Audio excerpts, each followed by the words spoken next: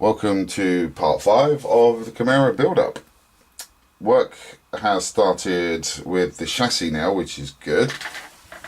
Working on the petrol tank, or the gas tank as some people like to call it. What I've done so far is I've used my trusty razor saw, and I've just basically used the very tip of this, the first few teeth on the edge there, and I've basically gone in at an angle and just scored down the side of it to try and keep the lines as straight as possible. And it took a little while to do, I think about 20 minutes or so, but we've managed to remove the tank, which is good news. So we're left with a nice big hole. Now, 9-volt battery will be put in there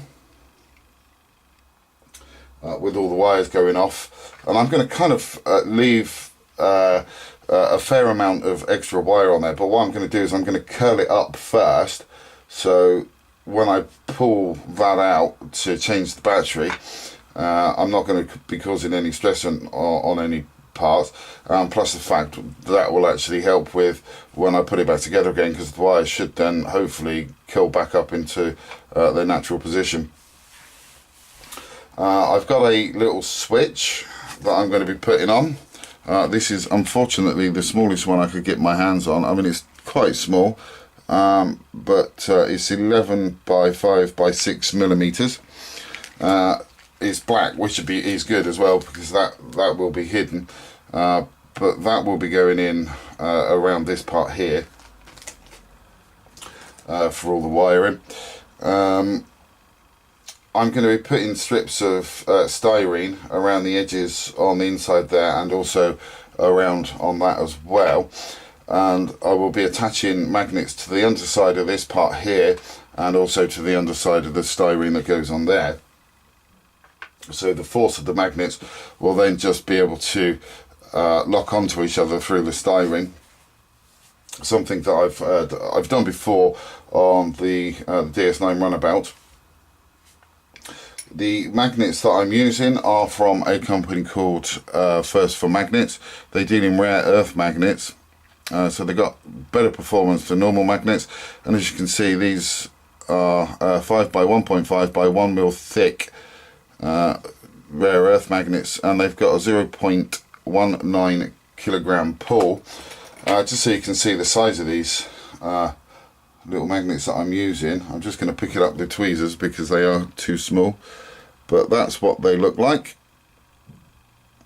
And then if you compare them to a thumb size, my hands aren't really that big, but you can see there really how small they are. And what I'll do is I've got my X-Acto blade out. They're not exactly really heavy, but it's got a steel blade on it, and if I just pop the magnet on there like that, as you can see the magnet's now on there, I can well, let's just get that the right way around. There we go. So you've got the whole face of it on like so. So if I just grab the magnet with the tweezers, look, see, there's my other hand, so I'm not supporting the knife at all. And that knife is actually quite light. I know for a fact that they can actually hold more than that. So 4 batteries, I know, will be more than strong enough to actually hold one of those little 9-volt batteries in. They're the ones that tickle your tongue, or tingle your tongue. There is a rude joke about those, which I'm not going to say on the video because I don't want to get banned by YouTube, because it is rather rude. If anybody wants to know, PM me and I'll tell you. Yeah, so I'm just working on the battery compartment at the moment. The chassis itself has been semi-blacked up to about this point here, so I just need to do that to the back end now. I just left this part here not painted because I just wanted to get this bit done, so I just need to tidy up the edges a little bit, get everything painted, get the styrene strips in. Once that's done, I can then get the magnets glued into place. I would imagine the super glue should be strong enough to hold them in place. Can't see any reason why they wouldn't. Also need to get the little hole drilled out for this area here. Sorry, excuse me. to get the little switch in. Once that's done, I'll then be able to start working on all of the parts for the chassis, so you know, the suspension and the exhaust, etc., and get all of those parts on, get the wheels on. I'm not sure at the moment whether the wheels are going to cause me any trouble, because I am going to be changing those. They're both from both sets of wheels that I'm changing are from Revell anyway, so hopefully it shouldn't be too much of a problem. The Mustang, which is the donor kit, does come with metal plugs rather than the plastic plugs that this kit comes with. So whether that's going to cause any issues or not, I don't know. I mean, the wheels, I'm going to sort of glue them into place anyway, because I don't want them freely moving, because with any kit, as you guys know, the wheels tend to wobble a bit anyway. So just glue those in place so the car doesn't run away on a slopey surface. But that's about it for the moment. As soon as I've made some more progress to this area, I will come back to you. Got the fuel tanks sorted out now. That's in place with just 4 batteries.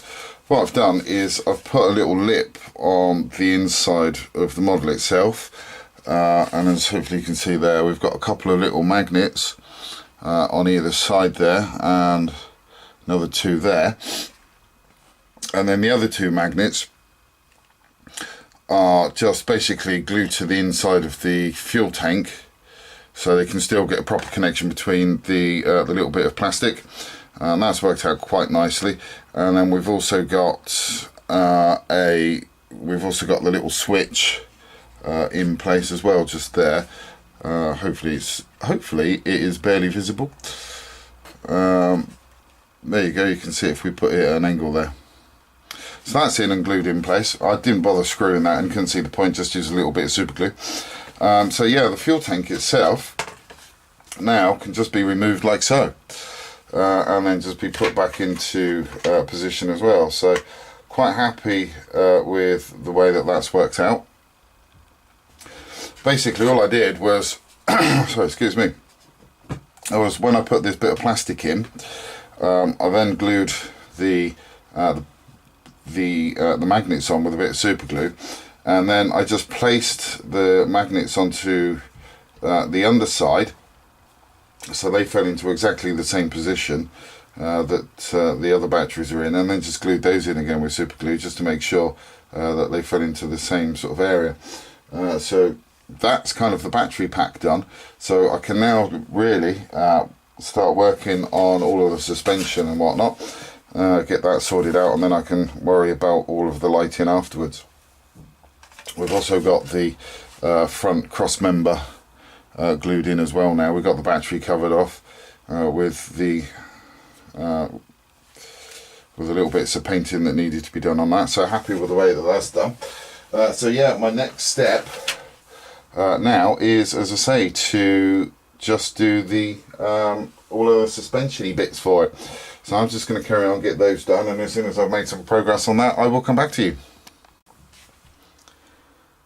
Just waiting for bits and pieces to dry for the chassis, all the suspension-y bits and whatnot. So I thought I'd make a start on getting the stripes laid down, because I want to get these laid down and get the paint to cure properly before we then start the process of clearing it.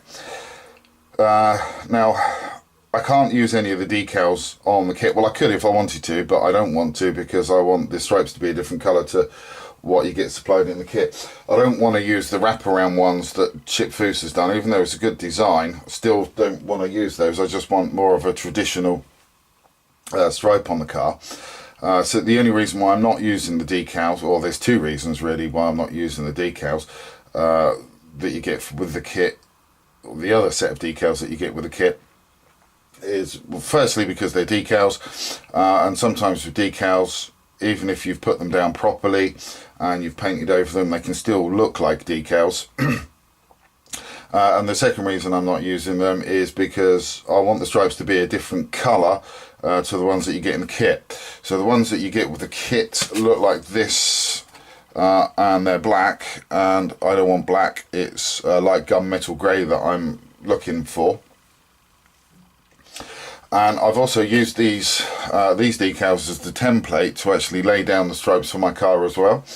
So what I ended up doing was, when I cut the decals out, I then just tidied them up a little bit further by cutting down the edges of the sorry, excuse me, the stripes, and then put them into position where they needed to be on the vehicle. You can actually use the edge of this at the front there, because you've actually got their cut at an angle, so you can actually line them up quite nicely to the front of the vehicle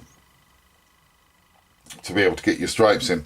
And then once that's on, I then basically went down the edges to get the decal, or the whole of the decal template in, and then I basically measured the stripes that go down either side and the gaps between the stripes.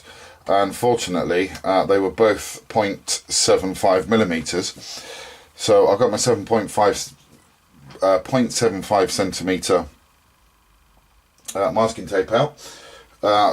Basically laid the first stripe, the first part of the masking tape down, and then I put a second strip of the masking tape down as well, so they were all closely or snuggled up against each other.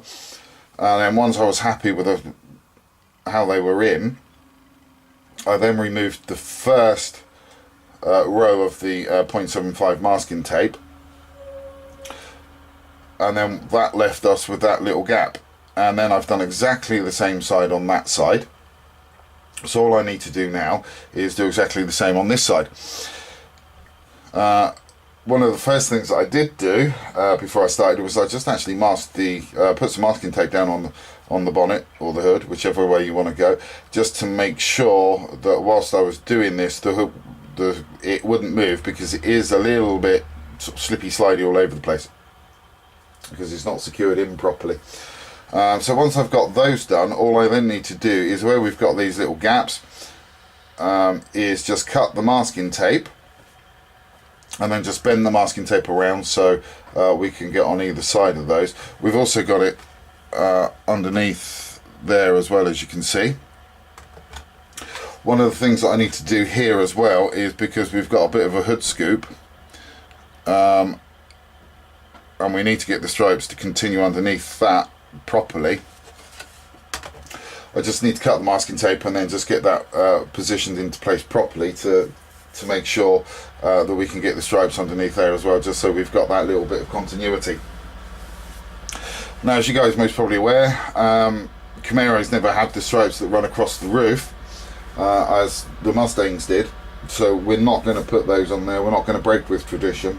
So as soon as I've got these ones done, I will then just turn my attention to the ones on the rear, and they will basically again start from the back of the window, and they will work their way up over the spoiler and down the other side of it as well.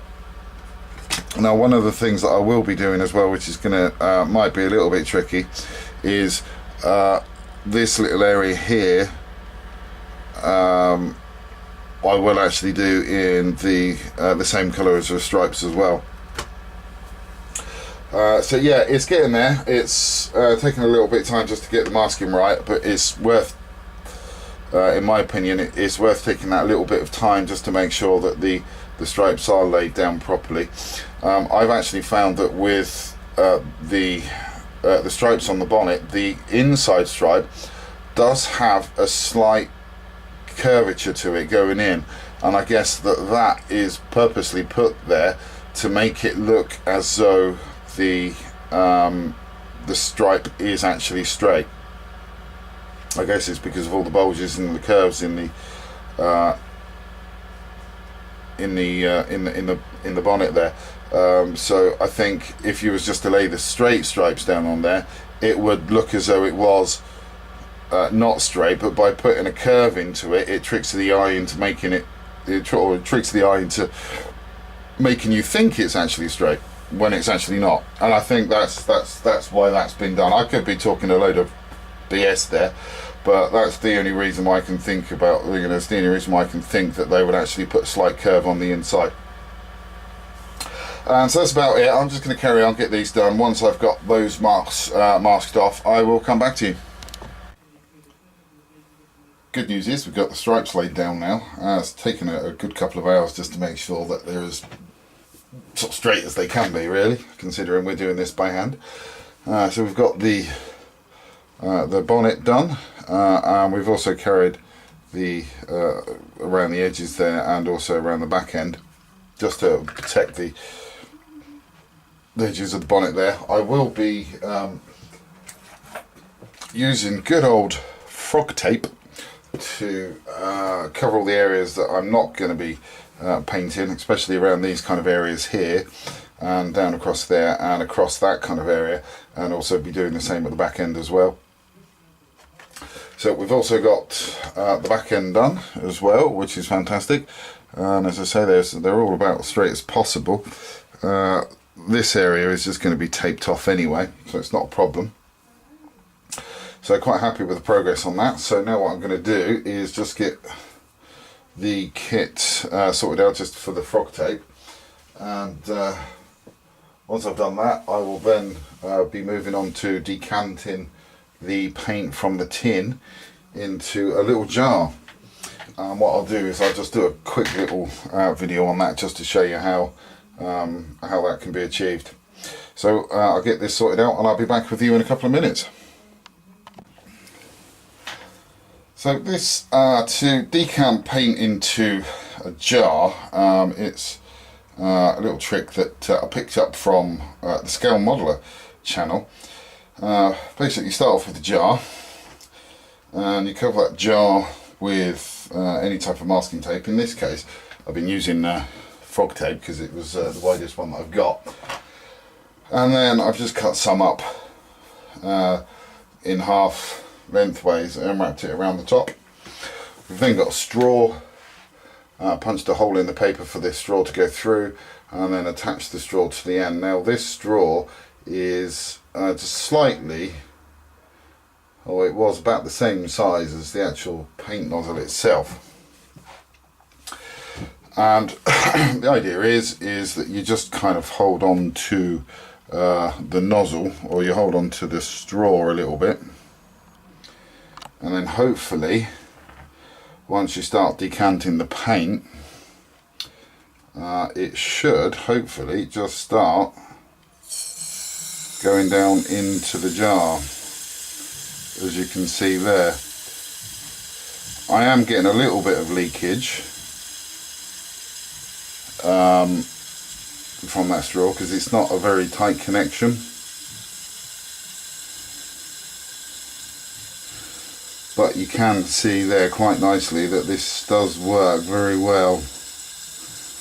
And you just keep on going until you've got as much paint in there as you need. Now bearing in mind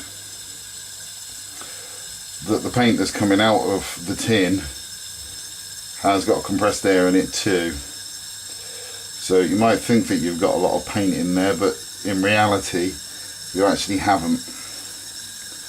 You can see that working quite nicely. The straw is actually quite cold really, that's because of the pressure.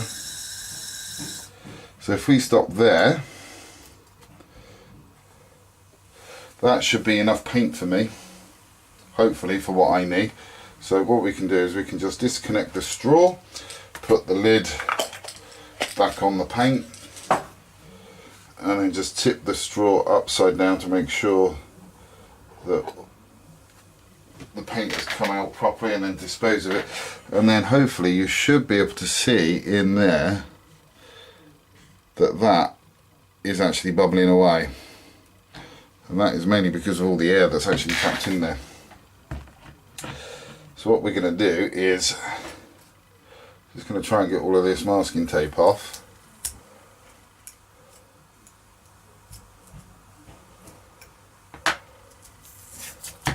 Because we don't need that on there now, we just really want as much of that air to escape as possible. And there we go. So that really is the cleanest and the easiest method really of removing paint from, or decanting the paint from the can. Now, one of the things that you're not really meant to do, but it kind of does work a little bit, is if you put a cocktail stick in there, that actually helps to de-air it as well for some reason. I don't know what it is. It must just be the